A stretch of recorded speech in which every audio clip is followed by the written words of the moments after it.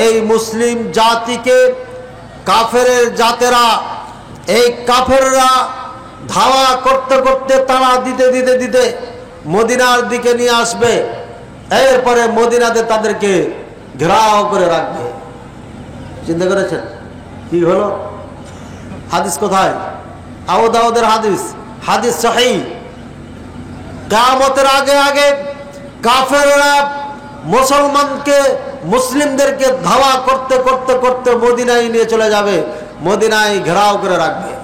বলবেন মদিনা তো ছোট্ট একটা শহর, এখানে এত মানুষ কেমনে সমাবেত হবে? জি, রাসূলুল্লাহ সাল্লাল্লাহু আলাইহি ওয়াসাল্লাম সেটা বলে দিয়েছেন, হাত্তা ইয়াকুনা বাদা মাসালিহিম সালাহ। সালাহ একটা জায়গার নাম। সালাহ মানে অস্ত্রকে বলা হয়, কিন্তু এখানে অস্ত্র বোঝানো হয় নাই। সালাহ একটি জায়গার নাম, অর্থাৎ খাইবার যে যুদ্ধ হয়েছে আপনারা শুনেছেন, এই খাইবারের পাশে একটি জায়গা, এই সব থেকে দূরের যে জায়গা হবে যেখানে কাফেরদের সৈনিকেরা থাকবে, সেটা হবে আপনার এই সালাহ নামক জায়গাতে তারা অবস্থান করবে। একদম খাইবারের দ্বার প্রান্তে। মদিনার থেকে খাইবার প্রায় সম্ভবত 200 থেকে 250 কিলোমিটার দূরে। ভাইয়েরা আমার, এই বিশাল সৌদি আরব এর মধ্যে সমস্ত মুসলমানকে ঘেরাও করে ফেলবে, এটাই বোঝা যাচ্ছে এই কিয়ামতের আগে আগে। এবার কি ঘটলো? ফিলিস্তিনের সাথে সম্পর্ক কি? ইসরায়েলের কসাই নেতানিয়াহু না, এই কাফেরের বাচ্চাদের নাম আমার মুখস্থ করতে কত কষ্ট হয়। এই নেতানিয়াহু নামটা মুখস্থ করতে আমার সময় লেগেছে। এই চোরের শয়তানের কসাইয়ের নামটা আমার মুখে আসছে না। এইটার নাম নাকি যেমন কুকুর তেমন তার নাম। এই শয়তান একটা ম্যাপ, যুদ্ধ করার সময় একটা ম্যাপ ঘোষণা দিয়েছে, বিশ্ববাসীকে দেখিয়েছে। সেই ম্যাপের মধ্যে আছে মিশরের কিছু নিবে, জর্ডান নিবে, সিরিয়া নিবে। এই করতে করতে যেতে যেতে যেতে যেতে সে মদিনার খাইবার পর্যন্ত যাবে। এটা তার ম্যাপে আওতাধীন করেছে। কেন? খাইবারে ইহুদিদের বসবাস ছিল। কাদের বসবাস ছিল? ইহুদিদের বসবাস খাইবারে ছিল। রাসূলুল্লাহ সাল্লাল্লাহু আলাইহি ওয়াসাল্লামের যুগে পিটাইয়া পাটাইয়া এই ইহুদিদেরকে জিজিয়া দিয়ে, কর দিয়ে বসবাসের অনুমতি দিয়েছিলেন। ওমর রাদিয়াল্লাহু তাআলা আনহু দেখলেন ইহুদির বাচ্চা, ইহুদিরা শয়তানের থেকেও খারাপ, এদেরকে আর মদিনার জমিনে রাখা যাবে না। তখন পিটাইয়া পাটাইয়া একদম তাই দিয়েছিল, চলে যা, এই আরব দেশে থাকতে পারবি না। ইহুদির বাচ্চাদের দেশে সব হারিয়ে তারা পালিয়ে গেছিল ছিটে পিটে ইউরোপ, আমেরিকা, আর এদিকে Russia, Italy, German, France, Britain, America, সব জায়গায় ছিটে ছেড়ে ছিল ইহুদির বাচ্চারা। হিটলারের সময় এমন উৎপাত শুরু করলো, হিটলার 60 লক্ষ ইহুদিকে হত্যা করে বললো যে আমি কিছু রেখে গেলাম, এরা যে কত খারাপ, এটা পরের প্রজন্ম যেন আমাকে গালি না দেয়, ওরা যেন বুঝতে পারে। আজকে 1400 বছর পরে এসে রাসূলুল্লাহ সাল্লাল্লাহু আলাইহি ওয়াসাল্লামের পরে, অর্থাৎ 2025 সালে 23 সাল থেকে প্রমাণ করে দিয়েছে এই পৃথিবীর সব থেকে জঘন্যতম হিংসুটে মানুষ হচ্ছে ইহুদি। এই জন্য আল্লাহ পাক রব্বুল আলামিন বলেছেন, ওয়ালান তারদা আনকাল ইয়াহুদ ওয়ালান নাসারা হাত্তা তাত্তাবিআ মিল্লাতাহুম। হে মুহাম্মদ সাল্লাল্লাহু আলাইহি ওয়াসাল্লাম, এই ইহুদি খ্রিস্টানরা আপনার উপরে কখনো সন্তুষ্ট হবে না যতদিন পর্যন্ত তাদের ধর্মকে আপনি মেনে নেবেন।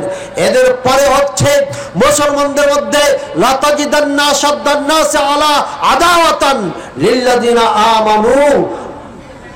যারা মুমিন মুসলমান তাদের জন্য সবথেকে কঠিন দুশমন হচ্ছে মুশরিকরা, অর্থাৎ বর্তমানে যাদেরকে হিন্দু নামে চিনি আমরা, তারা। এই হিন্দু হচ্ছে মুসলমানদের সবথেকে কঠোর দুশমন। আর এরপরে ইহুদ। আল্লাহ তাআলা কোরআনুল কারীমে স্পষ্ট বলেছেন এই দুই জাতি মুসলমানদের সবথেকে চরম শত্রু। এরা জানের শত্রু, মানের শত্রু, মানের শত্রু, সম্পদ, সবকিছুর শত্রু। যার কারণে এই কসাই মোদি ইসরায়েলের নেতানিয়াহু শয়তানের সাথে আতাত করেছে। 6600 সৈনিক পাঠিয়েছে ইসরায়েলের যুদ্ধ করার জন্য। এদের কাজ দুইটা, মুসলমানদেরকে ধরে জবাই করা আর মুসলমানদের নারীদেরকে ধর্ষণ করা, এদের হচ্ছে এই কাজ। এই শয়তানগুলো, এই মালাউনগুলোই আপনার গাজায় ঢুকে নারীদেরকে ধর্ষণ করে এবং হত্যা করে। আর এরাই গোয়েন্দার কাজ করে, ইসরায়েলদের গোয়েন্দারকে দেয়। এরা উর্দু জানে, এরা আরবি জানে, এরা মানুষের সাথে মিশতে পারে, তাই তারা পরিচয় মুসলমানদের দিয়ে এদের মধ্যে ঢুকে গোয়েন্দাগিরি করে ইসরায়েলের ইহুদিদেরকে তথ্য দিয়ে তারা এভাবে মানুষকে হত্যা করার জন্য সুযোগ করে দিয়েছে। ভাইয়ার আমার, ওইদিকে সৈন্য পাঠিয়ে, ওইদিকে হিন্দুদেরকে পাঠিয়ে মুসলমানদের বিপক্ষে যুদ্ধ করাচ্ছে এই কসাই মোদি। আর ভিতরে ইসরায়েল নেতানিয়াহুকে বলছে, তুমি তো বোম মারো, আমার তো বোম মারার দরকার নাই। এখানে 25 কোটি, ওদের গণনায় 22 কোটি মুসলমান আছে। আর আমি যখন দেওবন্দে পড়তাম তখনকার গণনায়, মুসলিমদের গণনায় 34 কোটি মুসলমান আছে। ভাইয়ের আমার, এই ভারতে 34 কোটি যদি না হয়, কথার কথা যদি কমটা হয়, হিন্দুদের গণনায় যদি মেনে নিই আমরা, তাহলে 22 থেকে 23 কোটি মুসলমান এই ভারতে বসবাস করে। হাজার হাজার না, লক্ষ লক্ষ বাড়ি ঘরকে বুলডোজার দিয়ে গড়িয়ে দিয়েছে এই মোদিকোষী, এই কসাই মোদি। আর হাজার হাজার মসজিদকে গড়িয়ে মন্দির বানাচ্ছে। আর ওয়াকফ স্টেট যত সম্পত্তি, হাজার হাজার লক্ষ লক্ষ বিঘা জমি মাদ্রাসায় মসজিদে দেওয়া আছে, এতিমখানার জন্য দেওয়া আছে। এক হিন্দুরা ক্ষমতার জোরে তারা কলকাতার হাজার হাজার বিঘা জমি দখল করে স্টেডিয়াম বানিয়েছে, এয়ারপোর্ট বানিয়েছে, কলেজ ইউনিভার্সিটি বানিয়েছে। এ নিয়ে আমাদের দুঃখ ছিল না, কিন্তু এই কসাই মোদি আজ তারা আইন পাস করে সংসদ ভবনে তারা জমিগুলো পর্যন্ত, অক্ষের জমিনগুলো পর্যন্ত ছিনিয়ে নিয়েছে বা দিচ্ছে। ভবিষ্যতে ছিনিয়ে নিয়ে হিন্দুদের জন্য এই জমিগুলো তারা নাকি দিয়ে দিবে। মারান, এই কাফের, এই বেঈমান, এই কসাই মোদি ফেরাউনের আপন চাচাতো ভাইয়ের ভূমিকা পালন করছে। এটাই হচ্ছে জিন্দা ফেরাউন বর্তমানে যে ভারতে কাজ করছে। নিজের দেশের মানুষকে জুলুম অত্যাচার করা আর হত্যা করা, অন্যায় করা, এটা ফেরাউনের কাজ ছিল। ভিন দেশে হামলা করা আর ভিন দেশিকে জুলুম অত্যাচার করা, এটা অন্য অন্য কাফেরদের, বড় বড় কাফেরদের কাজ ছিল। আবু জাহল, উতবা সাহেবার কাজ ছিল। কিন্তু ঘরের মানুষকে মারার কাজ ছিল ফেরাউনের। এই কাজ করছে এই কসাই মোদি। ভাইয়ের আমার, আন্দোলন যদি করতে হয়, যুদ্ধ যদি করতে হয়, তাহলে এই কসাই মোদির বিপক্ষে যুদ্ধ করতে হবে। এই কসাই মোদি আপনার মায়ানমারের মুসলমানদেরকে হত্যা করিয়েছে। এই কসাই মোদি বাংলাদেশের মাটিতে ঢোকে হাজার হাজার মানুষের প্রাণ কেড়ে নিয়েছে। 5 আগস্টের আগের মুহূর্তে জুলাইয়ে হেলিকপ্টার দিয়ে ধুতি পড়া এই মালাউনের বাচ্চা মালাউনেরা পালিয়েছে। আমাদের চোখে দেখা, তাদের হিন্দি ভাষায় কথা বলেছে, প্রমাণ মিলেছে, আমার কথা না। বর্তমান সরকার এটি প্রমাণ পেয়েছে। হিন্দুস্তান থেকে সৈনিক নিয়ে এসে আমাদের মুসলমান ভাইদেরকে হত্যা করেছে। এই শয়তান মোদি এ কাজ করে বেড়াচ্ছে। এ গোটা বাংলা ভারত যত আছে, বাংলাদেশ সহ সব জায়গায় আগুন লাগিয়ে বেড়াচ্ছে এই মোদি। ভাইয়ের আমার, কিছুক্ষণ আলোচনার শুরুতে আপনারা বলেছিলেন গাজার মুসলমানদের জন্য জীবন দিয়ে দেব। আপনারা গাজায় মুসলমানদের জন্য জীবন দিবেন। আর কালকে মার্চ কি যেন মার্চ তো গাজা,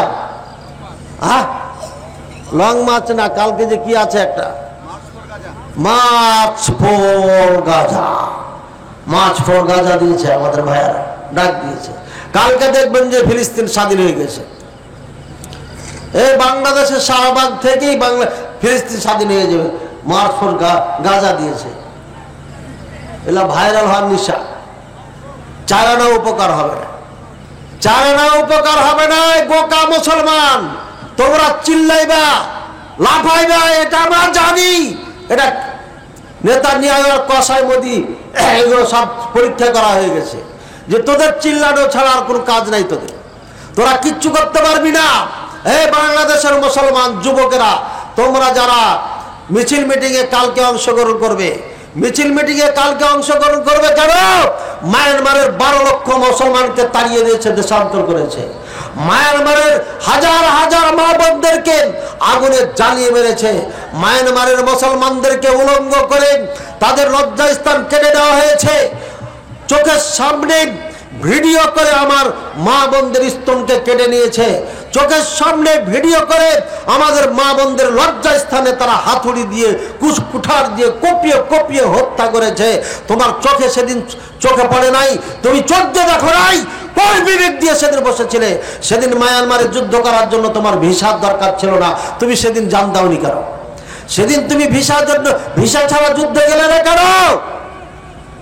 কিসের তোমার ইমানি পাওয়ার দেখাও?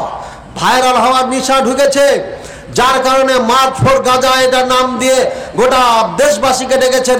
আমিও বলছি যান, আপনিও যান, যান অংশগ্রহণ করেন, কারণ গোটা পৃথিবী গণতন্ত্র কুফরি মতবাদের ছায়া আছে। গণতন্ত্র কুফরি মতবাদের মিশন হচ্ছে একটাই, তোমরা মিছিল করবে, মিটিং করবে, লাফাবে, 1 দিন 2 দিন 3 দিন 4 দিন 5 দিন 10 দিন 20 দিন 1 মাস 2 মাস লাফানোর পরে যখন দেখবা পায়ে ব্যথা হয়ে গেছে, মুসলমান তোমরা সবাই নিজ নিজ ঘরে ঢুকে যাবে, এটা আমরা ভালো করে জানি। সুতরাং লাফাও কত লাফাইবা এটা নিয়ে আমাদের যায় আসে না। এই মুসলমান, আফগানিস্তানে যায় দেখো, তোমার থেকে ছোট বাচ্চা যার বয়স 7 বছর ও অস্ত্র চালাইতে পারে, ও মেশিন গান চালাইতে পারে, আর তোমার বুড়া বাপ 70 বছর বয়স ও বুঝে না মেশিন গান কি জিনিস। আমি জঙ্গি হতে বলি নাই, নওগাঁ আত্রা এলাকায় জঙ্গিদের আস্তানা ছিল, শুনেছেন? এই জঙ্গিরা আমাকেও দাওয়াত দিতে গেছিল, আমি সেদিন বলেছিলাম এবং কান ধরে দেখিয়েছিলাম এটা ইসলাম নয়, কিন্তু আর আমার কথা মানে নেই, যার কারণে ঠেলা খেয়েছে। কোথায় শেখ আব্দুর রহমান, কোথায় বাংলা ভাই? এটাই কি ইসলাম ছিল যে আপনি 2 দিনের জন্য লাফাবেন আর ধোলাই খাওয়ার পরে আপনি হারিয়ে যাবেন, আপনার অনুসারী হারিয়ে যাবে? এই কাচ্চা ইমান নিয়ে ইসলাম কায়েম হবে না। তারা ছোট্ট বাচ্চাকে শিখাচ্ছে যারা মুসলমান আছে এরা সব থেকে কঠোর দুশ্মন, তোমার আমার তোমাদের পূর্বপুরুষের দুশ্মন। কিভাবে বোঝায়? বলে যেমন জাহেলিয়াতের যুগে আবু জাহাল উতবার অনুসারীরা তাদের সন্তানদেরকে বাবা বলে যেত, বাবা অমুক আমাকে কষ্ট দিয়েছিল, আমি প্রতিশোধ নিতে পারি নাই, তুমি যদি বেঁচে থাকো আর যদি কোনো সময় সুযোগ হয় তাহলে আমার এই প্রতিশোধ তুমি নেবেই। এই যে বীজ ঢুকিয়ে দিল, এই বীজে সে আগুনে জ্বলছে জ্বলছে জ্বলছে জ্বলছে, সুযোগ মতেই বাস অ্যাটাক করে বাবার প্রতিশোধ নিত।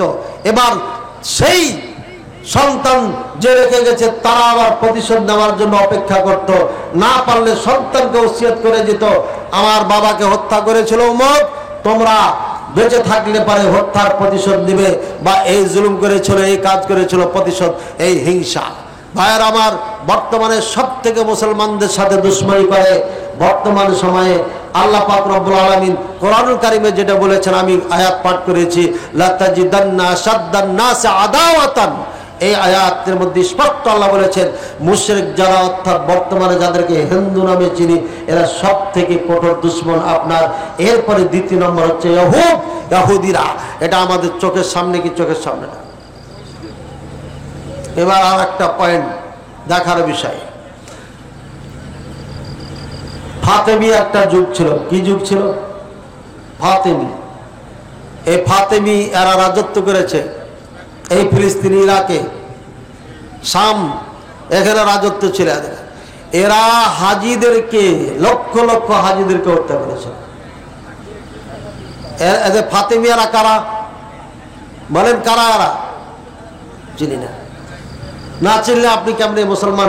কে মুসলমান কে কাফের এটাই তো চিনেন না, আপনি কাকে মারবেন? আরে আপনি তো আমাকে মারবেন, বুড়া, আপনি তো আমাকে হত্যা করবেন। এই যুবক তোমরাই তো হত্যা করেছিলে কাকে? ওসমান রাদিয়াল্লাহু তাআলা আনহু। কুফার থেকে 2000, বসরাত থেকে 2000, মিসর থেকে 2000, কয় হাজার হলো? 6000, মতান্তরে 6000। এই 6000 যুবককে নিয়ে আব্দুল্লাহ বিন সাবা ইহুদি 40 দিন ওসমান রাদিয়াল্লাহু তাআলা আনহুকে গৃহবন্দী রেখে তাকে হত্যা করেছিল। এই যুবকরা হত্যা করেছিল, তোমরা যে পথে পা দিয়েছো তোমরাই আমাদেরকে হত্যা করবে। বলবে মদিনার থেকে যারা পড়ে এসেছে এরা ইসরায়েলি ইহুদিদের দালাল, সুতরাং এদের মাহফিল তো দূরের কথা, এরাকে রাখা যাবে না, এদেরকে হত্যা করতে হবে, তোমরাই হত্যা করবে। মার্চ ফর গাজার বিপক্ষে কথা বললে বলবো ওটা মুরতাদ হয়ে গেছে, ওটা ইহুদির পক্ষে কথা বলছে, ওকে হত্যা করা ফরজ হয়ে গেছে। এই ফতোয়াই দিবে বল থেকে, কারণ এরা বয়স কম, এদের এলেম কম, এদের জ্ঞান কম, ইতিহাস সম্পর্কে এদের ধারণা নাই। যার কারণে মদিনার যারা ছাত্র তাদেরকে তারা ইহুদির দালাল বলে ফতোয়া দিয়ে এদেরকে তারা হত্যা করাবে এই যুবকদেরকে দিয়ে। বুঝেছে না বুঝে নাই? এটাই হচ্ছে বাংলাদেশের আমাদের যুবকদের আবেগ। এরা ইসলাম সম্পর্কে বুঝে না, যার কারণে মুখে দাড়ি নাই, যার কারণে কালকে কলেজে যে বেগানা মেয়েকে নিয়ে পার্কে ফিটিং করবেন। এরা ইসলাম না বুঝার কারণে কালকে মসজিদে ফজরের সালাতের পরে গ্রামীণ ব্যাংকে আসা ব্যাগ যতগুলো ডাক মাগ ব্যাগ যত বের হয়েছে সব যে লাইন ধরে খাড়িয়ে সুদের টাকা নেবেন। আমার এলাকায় আমি বলেছিলাম ছোট্ট একটা বাজারে 7টা না 8টা ব্যাংক চলে। কে চালায়? যেই শহরে, যেই বাজারে, যেই ইউনিয়নের মধ্যে গুণাগাথা বেশির থেকে বেশি, খুব বেশি হলে পারে 5000 হিন্দু পাওয়া যাবে, সেখানে 6-7টা সুদী ব্যাংক চলে কিভাবে? অবশ্যই মুসলমান জড়িত, হাজার না, লক্ষ লক্ষ মুসলমান নয়, গোটা দেশের মধ্যে 99% মুসলমান সুদী ব্যাংকের সাথে জড়িত। এরা আবার গাজার মুসলমানের জন্য প্রাণ কিভাবে দিবেন? আপনি তো সুদী ছাড়তে পারেন না। বুঝেছেন না বুঝেন নাই? আমার কথা কি রাগ করলেন?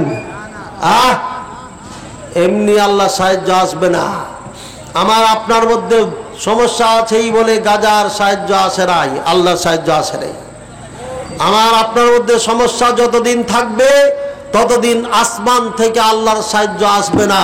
আর যতদিন আল্লাহর পক্ষ থেকে সাহায্য না আসবে ততদিন পর্যন্ত এই মুসলমান মার খেতেই থাকবে।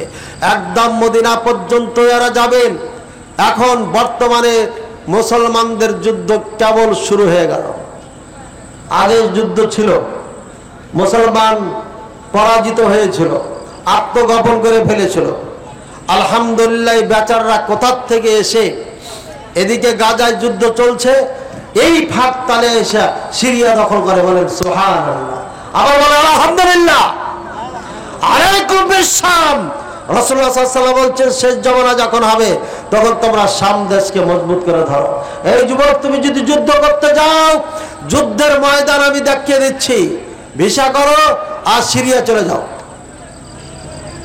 ভিসা করো, সিরিয়া চলে যাও।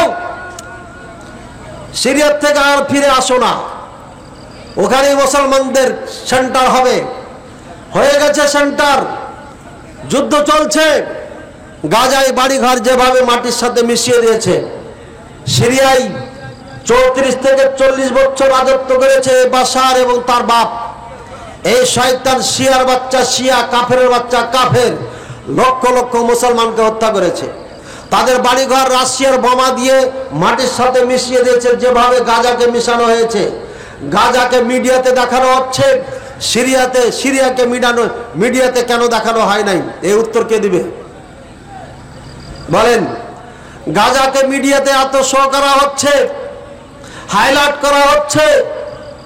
সিরিয়ার মুসলমানদেরকে হত্যা করেছে, তাদের বাড়িগুলোকে গাজার মতো মাটির সাথে মিশিয়ে দিয়েছে, কিন্তু তাদের ভিডিও কোথায়? কে উত্তর দিবে এটা? রাশিয়ার বোমা দিয়ে সবগুলোকে ঝাঁঝরা বানিয়ে ফেলেছে। সিরিয়ায় কোনো মুসলমানকে থাকতে দেয় নাই এই বাশার নামক শয়তানে। বাশার কোন ধর্মের লোক? মুসলমান না হিন্দু না কাফের না কি?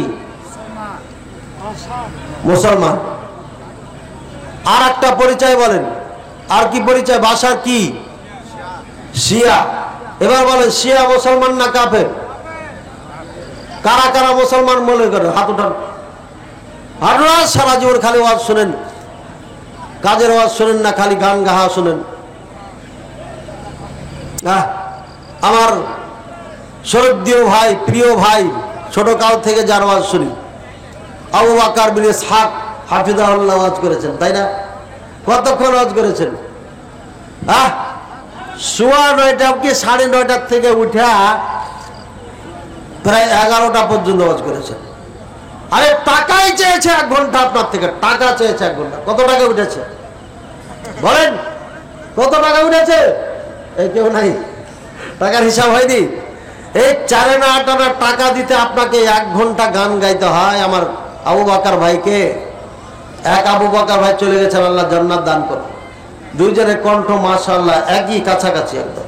দুইজনে আদায় করা বক্তা, খুব আদায় করতে পারে।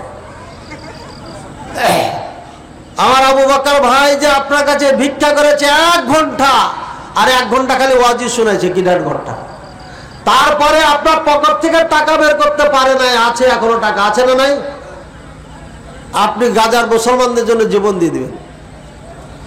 কে শিখাইছে আপনাকে সব ফাও কথা? যেই মুসলমান সন্তানকে কোরআন শিখাইতে পারে না, যেই মুসলমান সন্তানকে কোরআনের শিক্ষা দিতে পারে না, ফকিরি বিদ্যা বলে, আর সেই মানুষ আবার গাজার জন্য যুদ্ধ করে জীবন দিয়ে দিবে। আপনাকে গাজায় যেতে হবে না। ভারত পায়তারা করছে, ঠিক মতো লাইন মতো কাজ না করে গেলে আপনার বাংলাদেশি গাজা হয়ে যাবে। ওদের 4-5 জন নেতা ঘোষণা দিয়ে দিয়েছে চট্টগ্রাম আমাদের দখল করতে হবে, নাহলে জাহাজ নিতে সমস্যা হবে। ওই যে ডক্টর ইউনূস বলেছে যে আমাদের দেশ প্লাস পয়েন্টে আছে, আমরা সাগর আমাদের দখলে, ওই মাথায় কাজ করেছে, অ্যাটাক করেছে। আরে ডক্টর ইউনূস তো আর আমাদের চলাচল করতে দিবে না, তাই চিটাং দখল করতে হবে ঘোষণা দিয়ে দিয়েছে তারা। বুঝছেন কথা? কাজে আপনি গাজা চিন্তা করিয়েন না, আপনার দেশ নিয়ে চিন্তা করেন। কি দিয়ে যুদ্ধ করবেন? আপনি না ক্যারাটি জানেন, না কম্বো জানেন, না তীর আছে, না ধনুক আছে, আর রাইফেল বন্দুক তো কথাই নাই, চিনি না এগুলো, চোখই দেখিনি আমরা। পুলিশ ভাইদের হাতে দেখি এতটুকু চিনি, কি কোথায় টিপ মারতে হবে এটাই তো জানি না। হ্যাঁ, এত চিল্লাচিল্লি করে কেন? পোলার গন্ধ পাচ্ছেন নাকি? ভাই আমার সারাংশ কথা, ইসরায়েলের শয়তান নেতানিয়াহু এই শয়তানে যে ম্যাপ দেখিয়েছে, ওই ম্যাপ অনুযায়ী হাদিসে মিল খাচ্ছে না, খাই নাই। এই সিরিয়ায় 1 লক্ষ মুজাহিদ ছিল যারা শিয়াদের বিপক্ষে, ইহুদিদের বিপক্ষে বাইতুল মুকাদ্দাসকে স্বাধীন করার জন্য তৈরি হয়েছিল। এদেরকে ধ্বংস করার জন্য রাশিয়ার থেকে বোমা ধার করে ইরান মেরে এদেরকে দেশান্তর করেছে, মা বোনদেরকে নির্যাতন করেছে, জুলুম করেছে, ধর্ষণ করেছে। এই ইরান আমেরিকাকে ডেকে নিয়ে এসে আফগান দখল করেছিল, এই ইরান আমেরিকাকে ডেকে নিয়ে এসে ইরাক দখল করেছিল, এই ইরান আমেরিকাকে ডেকে নিয়ে এসে লেবানন দখল করেছে, এই ইরান সিরিয়া দখল করেছে। সুতরাং এই ইরান হচ্ছে সব থেকে আরব কান্ট্রির জন্য, মিডল ইস্টের জন্য একটা বিস্ফোরক। যতদিন ইরান থাকবে, শিয়া থাকবে, ততদিন মুসলমান মায়ের খাতি থাকবে। যতদিন পর্যন্ত এই মুসলমান শিয়াদেরকে না চিনবে, ততদিন পর্যন্ত এই মুসলমান মায়ের খাতি থাকবে। এই বাংলার 99 মুসলমান ইরানিদেরকে খাঁটি মুসলমান মনে করে, এই বাংলাদেশের 99% মুসলমান শিয়াদেরকে মুসলিম মনে করে, যার কারণে তাদের ভিডিওগুলোকে বেশি ভাইরাল করে, তাদের দুঃখের কথা ভাইরাল করে, তাদের জন্য মায়া কান্না কাঁদে, আর সৌদি আরবের বিপক্ষে কথা বলে। আমরা যখন সৌদি আরবের পক্ষে কথা বলি তখন এদের গায়ে জ্বালা পোড়া সৃষ্টি হয়ে যায়। এই জন্য যাদের জন্ম হয়েছে ইরান থেকে, যার কারণে ইরানের গান গাই আর গুণ গাই। এটা যতক্ষণ বাংলার মুসলমান না চিনবে, গোটা পৃথিবীর মুসলমান না বুঝবে, ততদিন পর্যন্ত মুসলমান মায়ের খ্যাতি থাকবে। আজকে ভারতে মুসলমান মায়ের খাওয়ার পিছনে কারণ একটা, মুসলমান দুশ্মনকে চিনে নাই। হাজারো মুসলমান, লাখো মুসলমান বিজেপি দল করে, আজও বিজেপি দল করে। আর কিছু আছে ওই দলে, কিছু আছে ওই দলে। মুসলমান যদি একটা দলকে সাপোর্ট করত, তাহলে সেই দলটাই আপনার ক্ষমতায় থাকতো, আর তারা মোটামুটি হলো শান্তিতে থাকতে পারত। স্পষ্ট বিজেপি সরকার হচ্ছে এটা শয়তান মার্কা সরকার, এদের মধ্যে কল্যাণ বলে কিছু নাই, মুসলমানদের জন্য কোনো কল্যাণ নাই। আশা করি বুঝতে পেরেছেন। ভাইয়ার আবার আমরা দেশ হারিয়েছি, ভারত আমাদের, ইন্ডিয়া আমাদের, আমরা হারিয়েছি। এই ইন্ডিয়া আমাদেরকে উদ্ধার করতে হবে। এই জন্য আমি সরকারকে বলেছি, আর আগে এখনো বলছি, প্রত্যেকটি নরনারীকে ক্লাস 5 না, ক্লাস 3 থেকে, তার আগের থেকেও পারলো ট্রেনিং দিয়ে প্রত্যেকটিকে সশস্ত্র বাহিনীতে পরিণত করান। কোরিয়ার মতো প্রত্যেকটি ছাত্র ছাত্রীকে বাধ্যতামূলক ট্রেনিং দিয়ে সশস্ত্র বাহিনীতে পরিণত করে রাখতে হবে। সময় আসলে যেন সবাই ঝাঁপিয়ে পড়তে পারে। আর বাংলাদেশের মুসলমান জনগণকে বলবো, এই বাংলা ভূখণ্ডের দুশ্মন কারা, মুসলমানদের দুশ্মন কারা, এদেরকে চিহ্নিত করে এদেরকে প্রত্যাখ্যান করুন। আপনি যেই দল করেন না কেন তাতে কোনো আমার যায় আসে না, তবে আপনাকে দুশ্মন যেটা তাকে অবশ্যই চিহ্নিত করতে হবে। না চিহ্নিত করলে পারে মার খাচ্ছি, কিয়ামত পর্যন্ত খেতে থাকবো। আল্লাহ আমাদের বুঝার তৌফিক দান করুন। ওয়া আখির দাওয়ানা আনিল হামদুলিল্লাহি রাব্বিল আলামিন।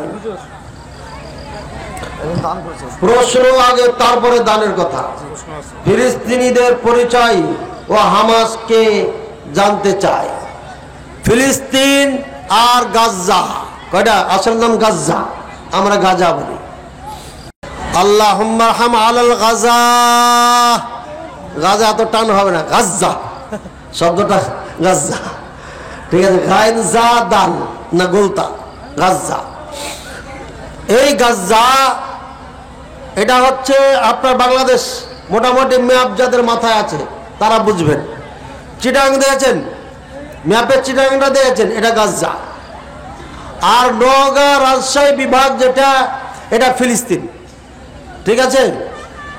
এই রানীনগরে বাইতুল মুকাদ্দাস, রানীনগরে বাইতুল মুকাদ্দাস। এই ইহুদিরা আপনার ওই খুলনা, বাগেরহাট, নোয়াখালী ওই দ্বীপে সাগর দিয়ে আসা পাহাড় ধরে 26,000 মানুষের থাকার জায়গা চেয়েছিল। একবার রিটার্ন করেছিল, 10-12 হাজার আসছিল, এদেরকে ভাগাইছে যে না তোদের জায়গা নেই। ওই বেচারা যখন চলে যায় রাজা, পরে যখন আসে চামচা এসে তখন ওদেরকে জায়গা দিয়ে দেয়। ওদেরকে যখন জায়গা দেয়, কত ছিল ওরা? 26,000। ওই 26,000 থেকে মাত্র 26 লাখ হয়েছে, 26 লাখ হয়েছে। এই শয়তানগুলা যখন জায়গা এখানে পায়, সেদিন থেকে আমেরিকা বলেছে আমরা তোদের বাপ, আর তোরা হলে আমাদের যারও সন্তান, যা করার আমি করব, প্রস্তুত হয়ে যা, আমাদেরকে আবার খাইবার যেতে হবে। ওই সেদিন থেকে বলেছে। এদের বাসস্থান ছিল কোথায়? রাশিয়ায় ছিল, ফ্রান্সে ছিল, জার্মানে ছিল, ইটালিতে বেশি ছিল, ব্রিটেনে ছিল, আমেরিকায় পরে। এই ব্রিটেন, জার্মান, ইটালি আর রুশ, রাশিয়া সবাই মিলে জাহাজে করে তাদের খরচে, তাদের টাকা পয়সায় দিয়া এই গাজায় রেখে গেছে, নাকি ফিলিস্তিনে রেখে গেছে। কোথায়? ওই হাতিয়া, নোয়াখালী ওইদিকে। ওখান থেকে ওরা বাড়তে বাড়তে বাড়তে বাড়তে বাড়তে বাড়তে চলে আসে। এরপরে তখন করে কি, ইহুদিরা তো বেশি চালাক, এদের মধ্যে ঢুইকে একটা জঙ্গি দল তৈরি করেছে। মনে করেন যে একটা দল তৈরি করে দিলে, দেখছে তোরা মার মার, এই যে আমাদের নেতা মুক্তদের ব্যাপারে উল্টাপাল্টা প্রোপাগান্ডা করছে, তখন দিয়েছে মায়েরা। মায়েরা দিলে তখন ওরা মারতে মারতে মারতে মারতে ঢুকতে ঢুকতে ঢুকতে সব দখল করছে। চিটাগাংটা আছে আর রাজশাহী বিভাগটা আছে। ওইদিকে এইখানে রানীনগরে ঢুইকা এসে বাইতুল মুকাদ্দাসে দখলদারি করে রেখেছে। অরিজিনাল বাইতুল মুকাদ্দাস যেটা, ওটা ওদের দখলে আছে। কখনো নামাজ পড়তে দেয়, কখনো দেয় না। আর ওর সামনে একটা গোল করে পাথর দিয়ে একদম ঝকঝকে করে বানানো আছে, এটা কিন্তু বাইতুল মুকাদ্দাস না। এটার নাম জোরে কি বলে ভুলে গেলাম, হ্যাঁ কেউ জানে না। যা হোক, এটা এক বাদশা বানিয়েছিল পরে। এইটাকে আমাদের দেশে ভিডিওতে দেখায়, ওইটা দেখায় না। বাইতুল মুকাদ্দাস দেখায় না এই জন্য যে দাল মে কুচ কালা হয়, দাল মে কুচ কালা হয়। এই গম্বুজটাকে ইরানিরা ভালোবাসে, শিয়ারা ভালোবাসে, এর জন্য এটাকে প্রচার করে। বাইতুল মুকাদ্দাসের সাথে শিয়াদের কোনো সম্পর্ক নাই, এটা মুসলিমদের মসজিদ, তাই এটাকে মিডিয়া দেখায় না, খুব কম দেখায়, চোখেই পড়ে না। কথা বুঝেছেন? সমস্যা ওখানে, যার কারণে সফলতা আসে না। এইভাবে দখল করে নিয়েছে। এই রাজশাহী বিভাগ, এটা হচ্ছে ফিলিস্তিন, আর এই চট্টগ্রাম এটা হচ্ছে গাজ্জা। এই গাজাতে যত মুসলমান ছিল পিটাইয়া পাটাইয়া ভাগাই দিয়েছে ওরাই ভাগাইছে। ওখানে বেশিরভাগ শিয়া বসবাস করে। কথা বুঝছেন? মুসলমানও আছে, কিন্তু ওখানে শিয়াদের প্রভাব বেশি। এই হামাস ব্যাপারে এতটুক বলবো, তারা জামাত ইসলামের অনুসরণ করে। এখনকার জন্য এতটুকু তথ্য দিয়ে গেলাম, সময় আসবে তখন নিজেরাই জেনে নেবেন বাকিটা। এরপরে এরাই যুদ্ধ করবে, এই ইহুদিরা আর আমেরিকা, রাশিয়া, ইরান। হুদিরা কয়েকদিন আগে ইসরায়েলে একটা মিসাইল মেরেছে, পড়েছে কোথায়? পড়েছে কোথায়? এই কথা বলেন না কেন? খবরেরই নেই, আপনাদের খবরই নেই। ইমাম সাহেব খবর জানেন না তো কি ওয়াজ করবেন খুতবায়? এই 2 দিন আগে না 3 দিন আগে একটা মিসাইল মেরেছে কোথায়? ইসরায়েলে। পড়েছে কোথায়? সৌদি আরবে পড়েছে। শয়তান কাকে কয় দেখেন, ওদের টার্গেট সৌদি আরব। আপনারা বুঝেন না সৌদি আরবকে লাগে না কেন? লাগে না কেন? লাগে কি করবে? ওই হুদি, হেজবুল্লাহ, ইরান তুরান যারা এখন ওখানে লড়াই করছে, এরা সবাই তো সৌদি আরব চায়। বুঝেন না? 2 ভাইয়ে পরামর্শ করেছে যে আমরা 2জনে মারামারি লাগবো, আর মারামারি যখন লাগবো তখন মুলবি দড়িয়ে আসবে, এ তো মানবিক। যখন দড়িয়ে আসবে তখন আরো 5 জনকে বলছে তোরা ছোটানোর নাম দিয়ে ওকে বটাই দিস। মারামারি ছোটানোর নাম দিয়ে ওকে বটাই দিস, খালি মুলবি আইলি বটাই দিবি। ঠিক ওই একই কাজ করছে। গাজাতে লাগাইছে যারা, তারাই উৎ পেতেছে, এটা ফাঁদ পেতেছে। সৌদি আরব লাগে না কেন? সৌদি আরব লাগে না কেন? লাগলেই তো আমরা মক্কা মদিনা দখল করার সুযোগ পাবো। বুঝেছেন কথা? সৌদি আরব না লাগার পিছনে কারণ হচ্ছে এক, ভালো করে শোনেন, সৌদি আরবের কমান হামাস মানে না। এখানে 5-6টা দল আছে, ওরা গুতাগুতি করে। এখন হয়তো এক হয়েছে, তখন গুতাগুতি ওরাই করে। মূল হামাস সব হামাসে ঢুকে গেছে এখন। এই হামাসকে বারবার সৌদি আরব বুঝিয়েছে যে কাজগালা এভাবে করিস না, ঠান্ডা মাথায় কর। গোটা বিশ্বের সাথে এই হামাসের কয়েক হাজার সৈন্য যুদ্ধ করে পারবে? কি আছে তাদের? এরা আমেরিকার একটা রাজ্য, একটা এটা আমেরিকা, একটা আমেরিকার সাথে লাগা মানে গোটা ইউরোপ আমেরিকার সাথে লেগে যাওয়া। সুতরাং আরব দেশগুলো এই জন্য তারা যাচ্ছে না। 1 নম্বর কারণ হচ্ছে হামাস এদের কমান মানে না, এরা ইরানের কমান মানে। অর্থ দেয় কাতার। কে দেয় অর্থ? অস্ত্র তৈরি করতে কাতার দেয়, খাওয়ার জন্য সৌদি আরব দেয়, বেঁচে থাকার জন্য সৌদি আরব দেয়, অস্ত্র তৈরি করতে কাতার দেয়। আমার প্রতিবেশীর কাছে আছে বন্দুক বা পেস্তুল, যে পেস্তুলে 6টা গুলি একসাথে চলে, আর আমাকে আপনি করলেন কি করলেন? একটা লাঠি বানিয়ে দিয়ে দিলেন, মার, মাথা ফাটতে দে। আপনি মনে করছেন চুপচাপ চাই একদম মাথা ফাটাই দিব। ফাটাইতে যাও দেখতে ঢুস করে টিপে দিয়েছে, এবার কি হবে? লাঠি কাজ থাকলো? এই কাতার শয়তানটা চিল্লাইছে কেন জানেন? এই চিল্লাইছে প্রথমে, ও দেখাইছে বিশ্ব মুসলমানকে বোকা বানাইছে, অথচ এই টাকা দেশ এই হামাসকে অস্ত্র তৈরি করার জন্য দিয়েছি। ভালো কথা, হামলা করতে করলি কে? হামলা করতে কে করেছে? এরাই করেছে। কাতার হচ্ছে শিয়া, বাহরাইনে শিয়া, এই শিয়া ভরে আছে এসব জায়গায়।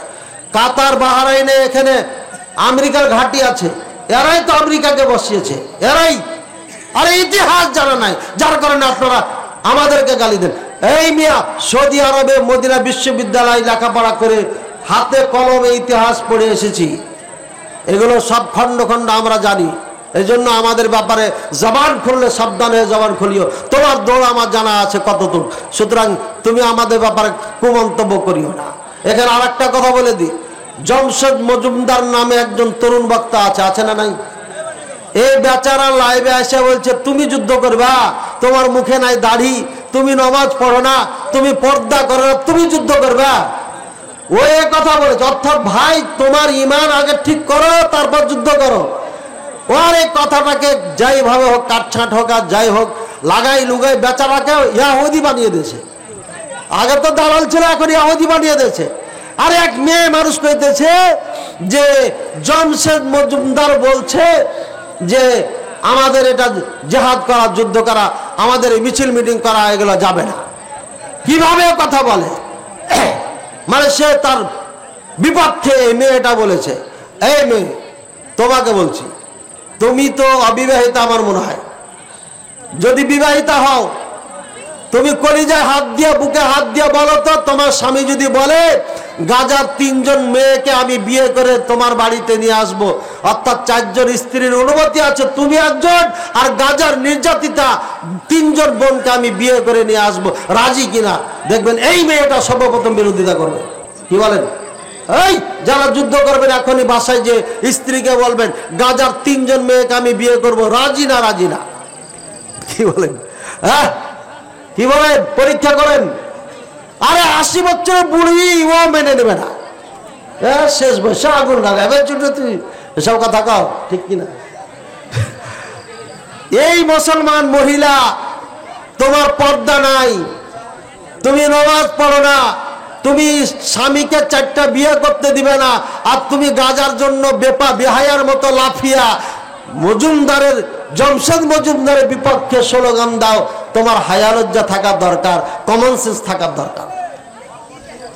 জমশেদ মজুমদার বলেছে যুদ্ধের কথা, আপনি ঘৃণা প্রদর্শন করেন, এটা সমস্যা নাই, কারোর ক্ষতি না করে আপনারা ডাক দিয়েছেন, যান ওখানে ঘৃণা প্রদর্শন করেন, প্রতিবাদ করেন, কিন্তু ক্ষতি কাউরি করে না, একটা মাঠে করেন, রাস্তা ব্লক করে না, এভাবে করেন, সমস্যা নাই।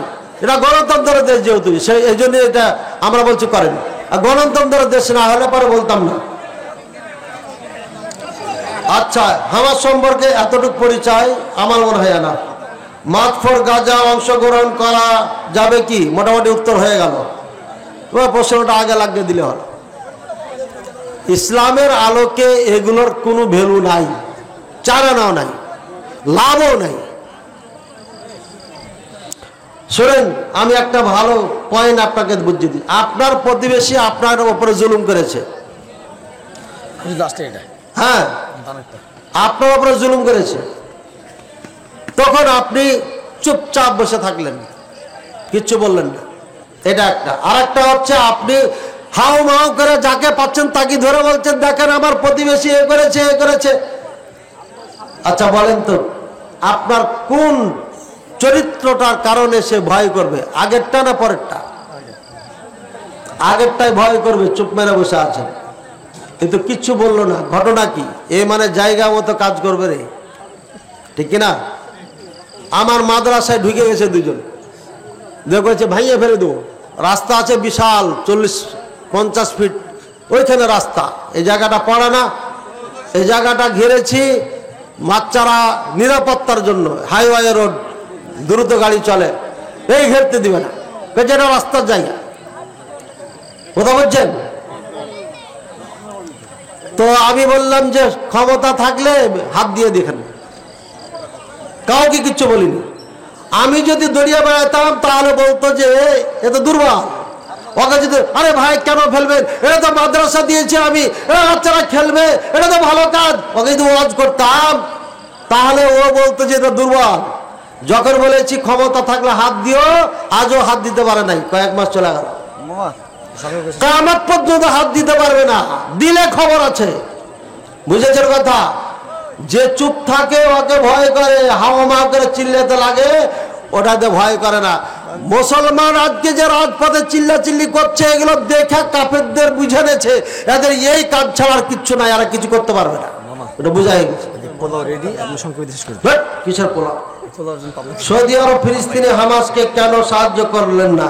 করে ভাই, করে, অনেক করে, কিন্তু এখন আমি যেটা কারণ বলতে গেছিলাম ভুলে চলে এসেছি, আর যাওয়ার দরকার নাই।